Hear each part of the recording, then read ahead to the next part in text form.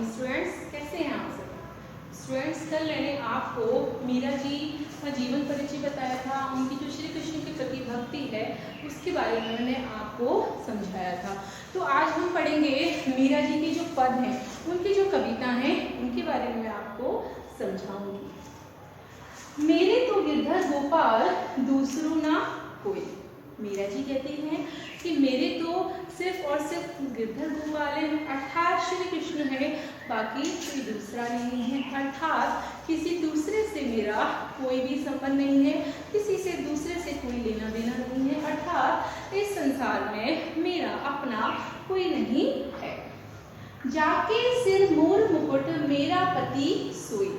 मीरा जी कहती हैं जिसके सिर पर मोर मुकुट है, अर्थात जिन्होंने मुकुट धारण कर रखा है मोर का, वही सोई माने वही मेरे पति हैं। अर्थात वे कहने की कोशिश कर रहे हैं जो श्री कृष्ण भगवान है मोर का मुकुट धारण करते थे, तो कह रहे हैं कि वही मेरे पति हैं।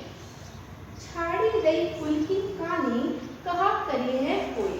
वो कहती हैं कि मैंने कुल की जो मर्यादा है, जो लोक लाज है, वो सब मैंने छोड़ दी है। अर्थात मैंने कुल की परवाह करनी छोड़ दी है, समाप्त कर दी है। कहाँ करी है कोई, अब मेरा कोई क्या बिगाड़ सकता है। अर्थात अब मेरा कोई क्या कर सकता है। मुझे अब किसी की भी परवाह नहीं है, किसी भी समाज की कोई चिंता नहीं है। संतन दिख बैठी बैठी लोक लाज खोई। वह संतों के साथ उठती बैठती हैं, जो भजन कीर्तन होते हैं उनके साथ, वो संतों के साथ भजन कीर्तन करती हैं। और तो और वह कहती हैं कि जो लोक लाज है उन सबको मैंने खो दिया है, अर्थात परवाह करनी छोड़ दी है। अर्थात जब वो संतों के साथ बैठा करती थी तो लोग बाग उनको उल्टा सीधा बोला करते थे, उनकी बुराइयां निंदा करते थे। तो कहती हैं मैंने ये सारे लोक लाज करना, लोगों की परवाह करना, ये सारी चीज़ों को मैंने छोड़ दिया है। अर्थात मैं इन सारी चीज़ों से बहुत दूर आ गई हूँ। और वह बड़े मस्त होकर संतों के साथ बैठकर भजन कीर्तन करती है। असुवन जल सींची सींची प्रेम बेली बोई। असुवन, असुवन का मतलब होता है आंसू। जब हम रोते हैं हमारी आंखों से जो आंसू की जल की धारा निकलती है, वो कहती हैं मीरा जी कि मैंने असुवन जल यानी कि आंसू की जो धारा है, जो जल है, उससे उस जल से सींच कर अपने प्रेम की बेल को बोया है। अर्थात जो श्री कृष्ण के प्रति उनका प्रेम था, उनका जो प्रेम था, प्यार था, उसको उन्होंने अपनी भक्ति के साथ, अपने आंसुओं के साथ कहीं ना कहीं उस प्रेम की बेल को सींचा है। अर्थात वो प्रेम की बेल उन्होंने बोई है। अबत बेली फैली गई आनंद फल खोई। वो कह रही हैं कि अब तो मेरे आनंद की जो बेल है वो पूरी तरह से फैल चुकी है। अर्थात उस बेल का विकास हो चुका है। अर्थात उन्होंने जो श्री कृष्ण के प्रति भक्ति है, भावना है, वो कहीं ना कहीं उस भक्ति का बहुत विकास हो चुका है। उसकी जो बेल है वो बहुत पूरी तरह से फैल चुकी है, भक्ति पूरी तरह से फैल चुकी है और उसमें आनंद फल हुए और उसमें आनंद के फल लगने लगे। अर्थात वो जो श्री कृष्ण की भक्ति करती हैं उससे, उस आनंद से उनको कहीं ना कहीं उस भक्ति में आनंद प्राप्त होता है। अर्थात आनंद की प्राप्ति होती है। दूध की मथनियाँ बड़े प्रेम से बिलोई। वो कहती हैं जो मेरी कृष्ण प्रीति भक्ति है उसको मैंने अपनी भक्ति के साथ बड़ी ही मंथनियों से बिलोया है। देखिए तात्पर्य है इसका, आशय है कृष्ण की प्रीति रूपी जो दूध है, कृष्ण का प्रीति रूपी जो दूध है, उसको उन्होंने अपनी प्रेम की भक्ति के साथ बिलोया है। अर्थात बड़े ही प्यार से भगवान की भक्ति उन्होंने की है। अर्थात बहुत अच्छे से अपनी भक्ति से भक्ति को मथनी बना के उन्होंने बिलोया है। दधी मथी घृत काढ़ी लियो डारी गई छोड़ी। वो कहती हैं कि मैंने उसमें से जो भक्ति को मैंने बिलोया है, जो दूध को मैंने बिलोया है, उसमें से मैंने घी मक्खन, दूध, ये सारी चीज़ों को निकाल लिया है। सिर्फ उसमें से मैंने किसको छोड़ दिया है? छाछ को छोड़ दिया है। अर्थात कहने का तात्पर्य यह है कि उन्होंने जो भक्ति की है, भक्ति करते समय जो भी सारहीन तत्व होते हैं, हमारे जो बेकार की बातें होती हैं, वो सारे सारहीन अंशों को उन्होंने त्याग दिया है, समाप्त कर दिया है। लेकिन जो भक्ति के असली तत्व हैं, उन तत्वों को कहीं ना कहीं उन्होंने अपने पास रख लिया है। अर्थात जो बेकार की वस्तुएं हैं, बेकार की चीज़ है, उन सारी चीज़ों को उन्होंने, इस सांसारिक बंधनों को उन्होंने त्याग दिया है, समाप्त कर दिया है, और जो श्री कृष्ण की भक्ति है उसको उन्होंने अपने पास रख लिया है। भगतन देखी राजी हुई, जगत देखी रोई। मीरा जी कहती हैं, जब मैं भक्तों को देखती हूँ ईश्वर की भक्ति करते हुए, तो उनको देखकर वे बहुत ही प्रसन्न होती हैं, अर्थात खुश होती हैं कि वे भक्तों को देखते हुए इतनी प्रसन्न है कि जो लोग हैं वो ईश्वर की भक्ति कर रहे हैं, तो वो बड़ी खुश हो जाती हैं कि उनसे उनको किसी भी प्रकार की भक्ति करने से, ईश्वर की भक्ति करने से कोई भी परेशानी नहीं होती, अर्थात जो उनके दुख दर्द हैं वो समाप्त हो जाते हैं। जगत देखी रोई। लेकिन वो कहती हैं कि जब वो जगत को देखती हैं तो बहुत ज़्यादा परेशान हो जाती हैं, क्योंकि जो संसार के लोग हैं, जगत के लोग हैं, प्राणी हैं, वो जो सांसारिक लीन दशाओं में सुलझे फंसे हुए हैं, अर्थात उन सारी चीज़ों में फंसकर वो जो दुख को झेल रहे हैं, उनके लिए वे बहुत ज़्यादा परेशान हो रही हैं, दुखी हो रही हैं कि ये जो सांसारिक प्राणी हैं वो कहीं ना कहीं इन विलास लालसाओं में, इनमें फंसे हुए हैं, इन जंजाल में लगे हुए हैं, और कहीं ना कहीं जो उनका अंत समय है बहुत ज़्यादा बुरा जाएगा, बहुत बेकार जाएगा, उनको कहीं ना कहीं ईश्वर की प्राप्ति नहीं हो पाएगी और वे कष्टों को झेल रहे हैं। दासी मीरा लाल गिरधर तारो अब मोही। मीरा जी कहती हैं कि वह तो सिर्फ और सिर्फ जो गिरधर जी हैं, श्री कृष्ण हैं, पर्वत को धारण करने वाले हैं, एकमात्र उनकी वो सिर्फ और सिर्फ दासी हैं, अर्थात उनकी सेविका हैं, क्योंकि वह उनके इष्ट भगवान हैं, वो उनकी आराध्य करती हैं, आराधना करती हैं। तारो अब मोही, अब मेरा इस संसार में कोई नहीं, अर्थात वो कहती हैं मेरा तो जो मेरी जो जीवन का नैया पार कराने वाले हैं वो सिर्फ और सिर्फ श्री कृष्ण भगवान हैं, और वही मेरा अब उद्धार करते हैं। अर्थात वो कहती हैं कि हे श्री कृष्ण भगवान, मैं आपसे प्रार्थना करती हूँ कि आप मेरे जीवन का उद्धार करें, अर्थात मुझे संसार से मोक्ष प्राप्त करें। इसलिए वो कहती हैं कि मैं उनकी दासी हूँ और वो मेरे सब कुछ है, अर्थात वो उनको अपना सब कुछ मानती हैं, इसलिए वो कह रही हैं कि मेरा उनकी दासी है।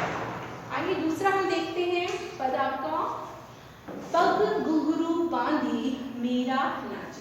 देखिए दूसरा जो पद है उसमें मीरा जी कह रही हैं, बता रही हैं कि वह ईश्वर श्री कृष्ण ईश्वर जो है उनकी भक्ति में इतनी लीन हो चुकी हैं, इतनी मगन हो चुकी हैं कि वे पैरों में घुंघरू बांधकर नाचती हैं, अर्थात वह अपने पैरों में घुंघरू बांधकर श्री कृष्ण के सामने बेझिझक होकर वे उससे नाचती हैं। उन्हें किसी की कोई परवाह नहीं है कि लोग मेरे बारे में क्या कहेंगे, कैसा सोचेंगे, वो तो सिर्फ ईश्वर की भक्ति में मगन होकर बेझिझक कोई शर्म नहीं लिहाज ना करते हुए सिर्फ ईश्वर की भक्ति करते हुए पैरों में घुंघरू बांधते हुए नाच रही हैं। मैं तो मेरे नारायण सो आप ही हो गई साची। मीरा जी कहती हैं नारायण यानी कि श्री कृष्ण भगवान कि मैं तो अपने श्री कृष्ण के सामने भक्ति में लीन होती हुई उनके समक्ष नाच रही हूँ, और सच्ची भक्ति के कारण अब मैं उनकी हो चुकी हूँ, अर्थात मेरी जो भक्ति है वो बिल्कुल सच्ची है, उसमें सच्चाई है, उसमें कोई मिलावट नहीं है, झूठ नहीं है, और मैं अपने नारायण यानी श्री कृष्ण के समक्ष नाचते हुए सब कुछ उनको अपना अर्पण कर चुकी हूँ और उनके सामने साची यानी कि सच्ची हो गई हूँ, अर्थात मेरी जो भक्ति है वो बहुत ही सच्ची है। लोग कहे मीरा भई बाबरी, न्यात कहे कुल नाशी। जब मीरा इस तरह से नाचती है तो जो लोग बाग हैं उनके बारे में तरह तरह की बातें बनाते हैं और उनको कहते हैं कि मीरा शायद पागल हो गई है, बावड़ी हो गई है, इसको हमारे कुल की मर्यादा की, समाज की कोई भी चिंता नहीं है, अर्थात ये तो शायद कुल का नाश करने वाली है। अर्थात जो समाज के जो लोग हैं उनकी बहुत ज़्यादा निंदा करते हैं, उनकी बुराइयां करते हैं कि कहीं ना कहीं ये एक सम्मानित परिवार की बहू थी, सम्मानित परिवार की बेटी रही है और ये इस तरह से संतों के साथ नाचती है, मंदिरों में नाचती है, तो कहीं ना कहीं ये बावड़ी हो गई है, पागल हो गई है और ये कहीं ना कहीं जो हमारे कुल है, हमारा जो खानदान है, उसका जो नाम है उसका नाश करने वाली है, अर्थात उसका नाम डुबोने वाली है। ये कहीं ना कहीं हमारे खानदान का नाश कर देगी, हमें डुबो देगी। आगे वो कहते हैं विष का प्याला राणा भेजिया पीवत मीरा हास्य। जब उनका इस तरह का व्यवहार होता है तो लोग जब उनकी इस तरह की बातें करते हैं, उनकी इस व्यवहार को, इस तरह के आचरण को देखकर, तो जो राणा जी थे, उनके जो देवर थे, जब उन्होंने इस तरह की बातें उनके बारे में सुनी कि मीरा का जो व्यवहार है इस तरह का हो गया है और मीरा जी सबके सामने इस तरह से नाचती हैं, उन्हें अपनी कुल की मर्यादा का कोई भी लेना देना नहीं है, वो अपने कुल के बारे में, खानदान के बारे में नहीं सोच रही हैं, उनको बहुत बुरा लगता है। तब राणा जी ने एक फैसला लिया, उन्होंने सोचा, उन्होंने एक विष का प्याला मीरा जी के पास भेजा, अर्थात उनको विष का प्याला दिया ताकि मीरा जी वो विष का प्याला पिए और उनकी मृत्यु हो जाए। इससे कम से कम उनके जो कुल का नाश हो रहा था, उनके खानदान की जो बुराइयां हो रही थी, लोग बाग जो बातें बना रहे थे, समाज वाले, रिश्तेदार, उनके जो भी है, वो सारी चीज़ें कहीं ना कहीं समाप्त हो जाएंगी। तो उन्हें जब अपनी इज्जत की परवाह हुई तो उन्होंने विष का प्याला भेजा और जब विष का प्याला मीरा जी को दिया गया तो मीरा जी उस समय श्री कृष्ण की भक्ति में लीन थी, वो भजन कीर्तन कर रही थी, नाच रही थी, गा रही थी, मतलब पूरी श्रद्धा के साथ वो मीरा जी भक्ति में लीन होकर नृत्य कर रही थी। राणा जी जब उनको विष का प्याला भेजती हैं तो वह विष का प्याला नाचते हुए पी जाती हैं और उसके बाद हंस पड़ती हैं, अर्थात पीने के बाद उन्हें बिल्कुल भी कोई फर्क नहीं पड़ता और उन पर वो विष जो है कहीं ना कहीं असर ही नहीं करता। क्यों? क्योंकि कहीं ना कहीं जो श्री कृष्ण थे उनका उनके ऊपर आशीर्वाद था और इससे श्री कृष्ण का जो विष था, कृष्ण जो विष पी रही थी वो श्री कृष्ण द्वारा वो कहीं ना कहीं बेकार हो गया था, यानी निष्फल हो गया था। राणा जी का जो प्लान था कि मैं विष भेजकर उनको मार दूंगा, समाप्त कर दूंगा, तो ऐसा कुछ भी नहीं हुआ, बल्कि विष का प्याला पीकर तो वो और ज़्यादा हंस रही थी, बहुत ज़्यादा खुश हो रही थी, उन पर उसके विष का कोई भी असर नहीं हुआ। मीरा के प्रभु गिरधर नागर सहज मिले अविनाशी। मीरा जी कह रही हैं कि मेरे जो प्रभु हैं वो तो गिरधर नागर हैं, अर्थात श्री कृष्ण भगवान हैं, जिन्होंने क्या उठाया था? पहाड़ उठाया था अपनी कन्नी उंगली पर, कि पहाड़ उठाने वाले हैं, मेरे तो वही गिरधर नागर है, अर्थात मेरे तो सब कुछ वही है। वो कहती हैं, हम सबसे सांसारिक लोगों से कहते हैं कि सहज मिले अविनाशी। यदि हम सब सच्ची भक्ति करें, अच्छे से श्री कृष्ण भगवान को याद करें, उनकी पूजा पाठ करें, तो उनको वो बड़ी ही आसानी से मिल जाते हैं, अर्थात बहुत ही भक्ति भाव से मिल जाते हैं। अर्थात ईश्वर की भक्ति करना इतना कठिन भी नहीं है। वो कहती हैं कि यदि हम श्री कृष्ण भगवान की या किसी भी इष्ट भगवान की अच्छे से सेवा करें, उनकी भक्ति में लीन होकर उनका पूजा पाठ करें, तो कहीं ना कहीं हमारी जो भगवान है वो बड़े हमें आसानी से, बड़ी सहजता के साथ हमें मिल जाते हैं। हमें कोई भी मार्ग में परेशानी या दुविधाएं नहीं आती। अगर हम कोई काम करते हैं और उसमें हमें बहुत ज़्यादा परेशानियां आती हैं, दुविधाएं आती हैं, लेकिन अगर हम दूसरी तरफ उसी काम को श्रद्धा के साथ करें तो ईश्वर भी कहीं ना कहीं हमारा साथ देता है, हमारे उन कठिन रास्तों को, उनको कहीं ना कहीं सरल बनाने में हमारी मदद करता है। तो मीरा जी कहती हैं कि जो हमें श्री कृष्ण भगवान है वो बहुत ही आसानी से मिल सकते हैं, या हमारे जो भी इष्ट हैं, हमारे जो इष्ट भगवान है वो भी बहुत आसानी से हमें प्राप्त हो सकते हैं, बजाय हमें पूरी श्रद्धा के साथ भक्ति करनी चाहिए। इससे हमारे जो ईश्वर हैं हमें बहुत आसानी से, बहुत ही सहजता से प्राप्त हो जाते हैं। तो स्टूडेंट्स, ये आज के आपके मीरा जी के दोनों पद थे जो मैंने आज आपको बहुत अच्छे से एक्सप्लेन करे हैं। Thank you.